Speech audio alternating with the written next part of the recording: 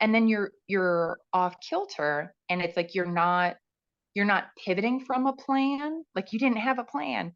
So Mm. it's just like, and then you start to get all spun up, or at least I do. I'm a spinner upper. So it's like, okay, this day isn't going to go like how I assumed. Deep breath. What's going on? Okay. There is no point at which jotting down a top 3 is not going to help.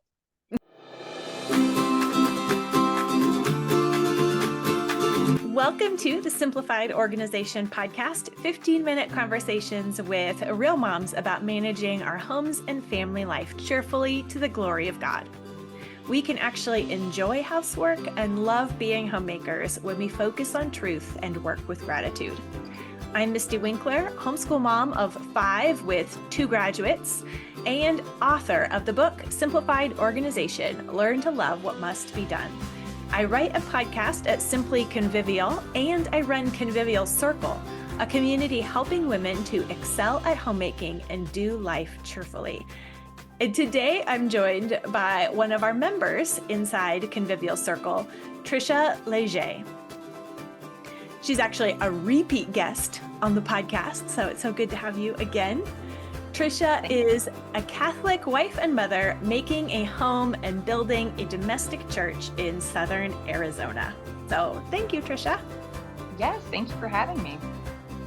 Well, on the podcast this month, we're talking all about daily cards, and which includes just making a brand new kind of start from scratch list of only 3 things every single day.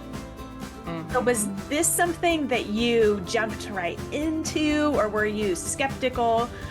What has been your iteration process with the daily card?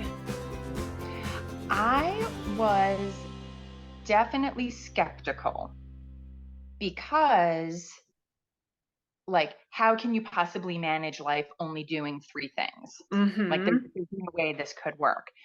But I think that took a little bit of a mindset shift, that we're not talking about the only 3 things you do in a day. Not even necessarily the most important things for the week, Right. but just really focusing in, like, for today, what needs to be done so that when I go to bed tonight, I can say I managed this day well. Because I think for a long time I kind of had my top 3 kind of conflated with my to-do list or my task list in general. And Mm-hmm. so I was just like, there's no way only picking 3 is going to make a difference. But what kind of changed my tune on that was just trying it, just it was one of those, well, it can't hurt me. Like it can't make things any more crazy around here. So let me just give it a shot. And what I started to realize was that, again, that was just sort of that focus. And when you're standing there and someone needs a snack, someone's got a smelly bottom, there's a phonics lesson that needs to happen, and oh, by the way, I was supposed to pick up the dry cleaning, whatever. It's like it zeroes in, like, what am I doing today? And when you kind of focus on those 3 important things, those kind of key things, a lot of, like, all of that other stuff happens, because a lot of that stuff, like, life just kind of hums along in the back, and so because, man, I do sort of wish it was the only 3 things you were doing, because then sometimes you get those checked off by 9 a.m. and then it's just, novels and coffee all day long. I so wish, but no, but realizing that it gives a little bit of a structure, just a little bit of a framework for the day, just to kind of just focus in. Yeah. Really just So what kind of things make it onto your daily top 3 then? What kind of priorities or focus? Mm-hmm. are you putting on there? On the regular, homeschool Yep. has to go on the card. Yep. Uh, again, because I'm in sort of a funny age where like all of my big kids can read. And then like I've got 3 readers and 3 non-readers, or 2 non-readers, but my non-readers, like they're not even school age, like they're not even in the process of learning to read. So I am actually at kind of a funny stage where like if I'm not intentional, no, in fact, school's not going to happen because oh, well, those were the books from the library. The kids are reading those so nicely, so Yes. and of course a day like that every now and again isn't going to hurt anybody, but you do actually need to do math and handwriting and Bible and all of those things like need to make it in the day. So homeschool just has to go on there because I'll just sort of let that slide and let the kids just sort of explore things, which has its place, of course. But so always homeschool, almost always dinner or some kind of a meal prep element, because like maybe dinner is taken care of but there's nothing for breakfast tomorrow, so there's always kind of like one kind of kitchen meal project, just because any mom knows that it's like everybody needs 3 meals every day, including me, and it's the most astonishing thing, like when you open the fridge and there's nothing to eat. um so always school, always some sort of dinner or meal prep kind of thing. And then the whatever is third or sometimes fourth, it would be kind of like an extra task sort of thing, a project that needs to be advanced, or like making sure something gets dropped off at the post office, or a phone call. Phone calls are a big one because I do not like making phone calls, and so it's always got to go on the list as a priority. That makes sense that those are things that like need to be on our radar, right? So it's like what goes on the daily card is like sticking those important things on our radar so they don't fall off, because what like phone calls, I also have to put phone calls on mine because I will strategically forget. Mhm. Oh, it's after 5. The dentist is closed. Too bad. Maybe next time.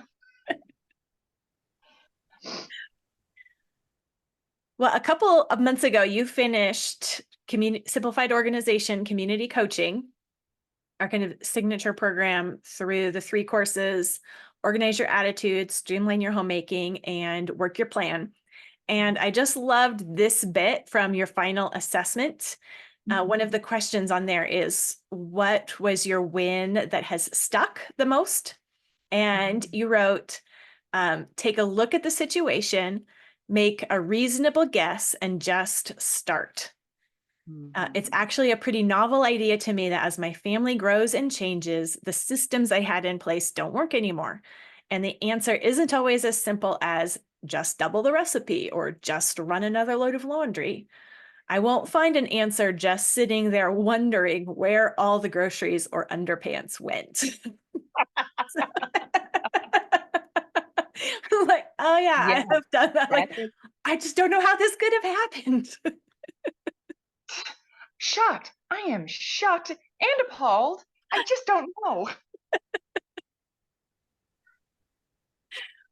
So I'd assume that the daily card has also been a tactic that helps with just taking a first step. And then also it's one that we have to just take a first step without like necessarily figuring it all out ahead of time. Mm-hmm. Mm-hmm. Um, Yeah, 100%. yeah. And when things aren't working anymore, Mm-hmm. like that's when you can just go back to a daily card. Mm-hmm. Oh yeah. And that's one of the things that I think is kind of underrated about the daily card. And I think this is where the mixing it up with just sort of like a big long to-do list really does it a disservice. one of the things that I think is so crucial about the daily card is actually its flexibility. Like you are 5 minutes of thinking and one post-it away from redirecting your whole day. Yeah. Like, especially those days when you like, it's a plain Jane regular Tuesday. We've got this, and this. Throw in homeschool, no big deal. Well, but then somebody wakes up sick, or the water heater is making funny noises, or whatever it is, and then you're off kilter, and it's like you're not pivoting from a plan. Like you didn't have a plan, so Mm. it's just like, and then you start to get all spun up, or at least I do. I'm a spinner upper. So it's like, okay, this day isn't going to go like how I assumed. Deep breath. What's going on? Okay, we've got to chart a course, and you can do that. If things are off the rails by 9 a.m., you can do it at 9 a.m. It's like there is no point at which jotting down a top three is not going to help. Yeah. And there have been times when it's like dinner is burning on the stove, everybody's screaming, my husband's late from work. I just take a deep breath, and it's like, number one, smile. Number two, make sure everyone is nourished with a cheerful mother. Number three, have a peaceful bedtime. And that's a win. Like, and it doesn't matter that the phone calls didn't get made, or that maybe the phonics lesson didn't happen. Like you're always, yeah, there is no point at the day that cannot be saved by a daily card. And it's like, and 100% the night before, looking at the calendar, thinking about it, making out that top three, that's a great way to do it. It's effective. And that's the, like, the ideal habit to be in, 100%. But if it's 9 o'clock at night and you need to win the day, it's like, and then if you're writing your 9 o'clock card at night, your card at 9 o'clock at night, and I've done that. Number one is pray. Number two is reprint. Number three, wash my face and go to bed. Yeah. And like, so there's no point at your day that daily card is not going to make an impact. Like its versatility as a tool is like really, I think when we think of it as just a three things I'm gonna do today, when we look at it just like that, like a subset of the to-do list, we're really missing out at how it can shape our minds and our hearts and our attitudes towards what actually needs to happen. That is such a good point. I think, when things go off the rail in a day, I think a lot of times we just even lose any hope that winning the day is a possibility. And I was like, well, we'll have to try again tomorrow, but say, Mm-hmm. no, like, but there's still day left today. Mm-hmm. So it's moving forward from here right now is still possible. Mm-hmm. Mm-hmm. Yeah. Yeah. And that post-it will save you every time. It's like, I don't, there's an hour left in the day. God still has a plan for that hour. We can still win that hour with his grace. And a post-it.